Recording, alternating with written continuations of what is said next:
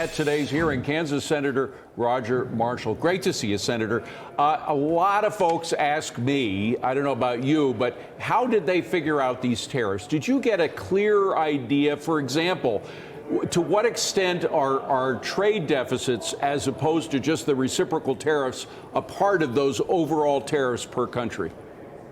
Well, I think we heard from the White House that they used the trade deficit and divided that by the total trade, and it is a little bit confusing. But regardless, what we do know is that American manufacturing agriculture has not been treated fairly for decades. It's not fair that Europe charges my farmers and ranchers 50% tariff, India 100%, Canada 200%. Look, we can't sell a cheeseburger, not one cheeseburger in Europe, in Russia, Australia, or China. That's what's not fair. And we have a president now who's going to stand up and fight. Look, this game is early. This is just the top of the first inning of this trade negotiations. We're going to bring jobs back, and we're going to get new and improved reciprocal trade agreements done. Senator, so what you're talking about is the non-tariff trade barriers.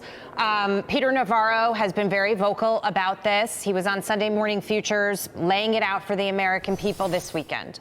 Ultimately, no matter what math you decided to use to try to get to a tariff number, in my view, it's really about trying to give a message to countries that you can't impose restrictive tariffs on us, and you've got to get rid of some of these non-tariff trade barriers. I don't really think the actual tariff numbers matter as much to the president, and I'm speculating here, I'm not in his head, because he knew that's a starting point and he's going to negotiate.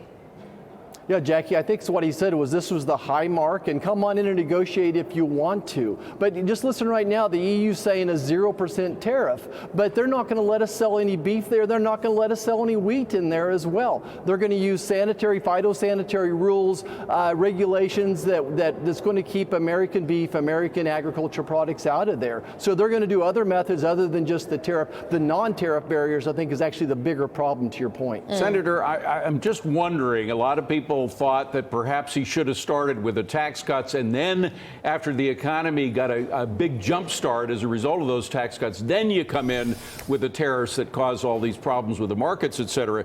Doesn't all this, that what we're going through now, sharpen the desperate need to get that reconciliation package through as quickly as possible with the tax cuts in there front and center? Well, I'm not to the point of saying it's desperate, but it's something certainly we need to do. We need to deliver on the president's forgive promises. me for interrupting, but a lot of Americans looking at their 401ks may disagree with you on that. They are concerned. They're not all farmers out there, and I know you represent a wonderful state of farmers, but a lot of people who are close to retirement are starting to get desperate. Yeah, I'm as motivated as anybody is to get this done. And I think that you're spot on. I think that we could use all the certainty we could get right now. Making the Trump tax cuts permanent, I think, would be a thrill for all of us. I'm even willing to talk about lowering the corporate rate from 21 to 15%. You want to do something to stimulate the stock market, that's what we can talk about. So this is definitely a tool in the president's toolbox, and I'm willing to use it. Senator, there are reports out there that the president is open to higher taxes on the wealthy segment of the American population. 60% of Americans feel that the wealthy are paying too little. The corollary to that, of course, the facts are that the top 1% pay almost half of the federal taxes. So has the president been talking about raising taxes on upper income individuals?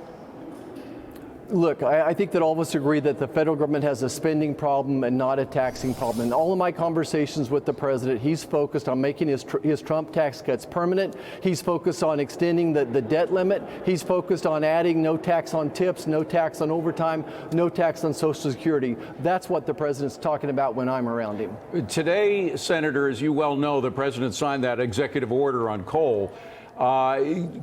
China uses an amazing amount of coal, but more coal consumption in China than any country in the world. They have 1,400 coal-powered energy machines working day and night, creating the energy that they need to produce the products. We have coal. We're going to have a lot more coal after this executive order. Might that be one of the bargaining chips that the president uses in trade negotiations? Use coal as a bargaining chip?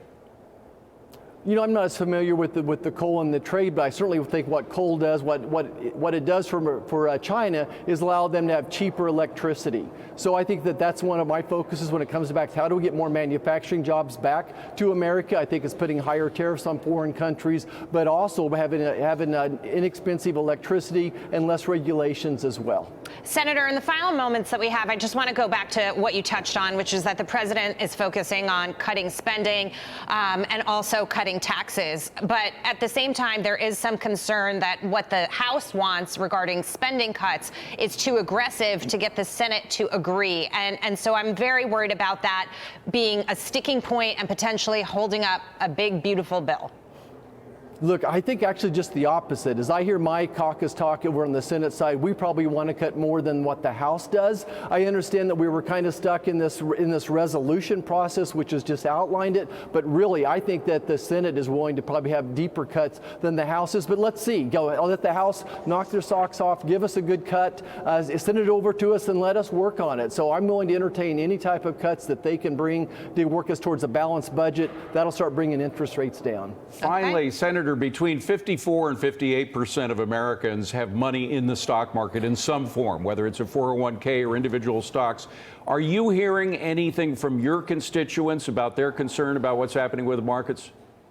You know, of course, you know, it is our retirement plan is in there, but I also think that we need to be this in for the long haul. I think that the market is overreacting right now. Again, this is the first inning of a long ball game. I think it's a great time to buy, and actually I have more of my friends that are saying, you know, is this the bottom of the market? Is this the time to buy? I believe in America. I think that our best days are ahead of us yet, and I'm in this for the long haul.